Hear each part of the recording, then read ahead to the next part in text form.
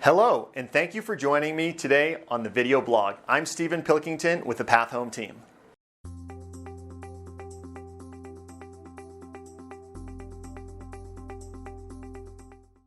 So our topic for today is, are we heading into a recession for 2020?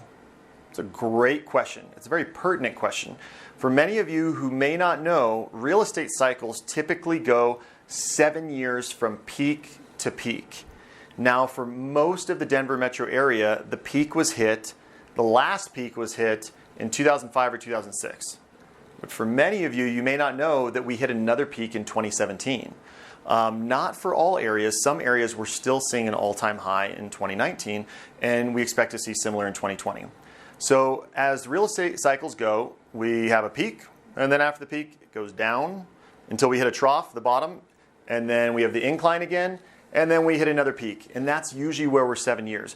Only because Denver has been such a great market with population booming, with relocating transplants because we have great jobs from all different industries, we really have a strong real estate market right now. And while I wish I was smart enough to say that I could predict with certainty if we're having a recession or not, every sign that we're seeing is saying that we're going to have a pretty balanced market, that some neighborhoods are going to be sellers' favor, some neighborhoods might be buyers' favor, yet we're not seeing the signs that we saw the last time with loans that were being given out to folks who couldn't qualify or shouldn't have qualified. So we're not seeing that artificial inflation in Denver.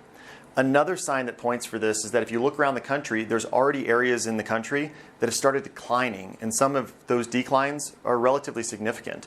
While it's nothing like the 2008 drop that we had before, many areas aren't doing as well as Denver is. So for those of you who live in Denver, which most people I'm talking to here do, it's a great time to be an owner in real estate.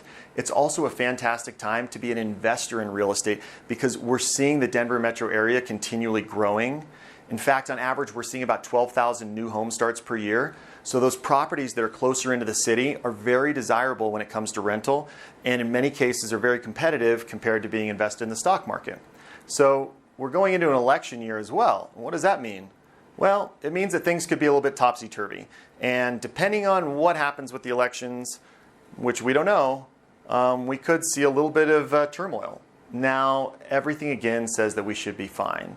And if that changes, I will be the first one to share it with you.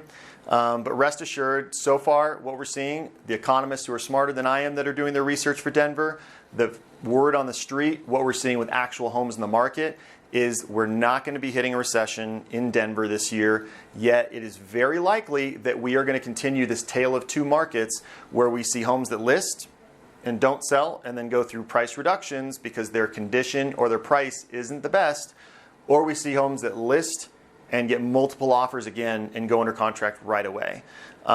So I hope you found value in today's video blog.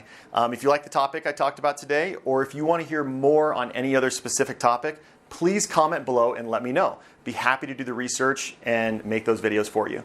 And until then, thank you so much for supporting us in 2019. Have a fantastic 2020, and we look forward to talking to you again.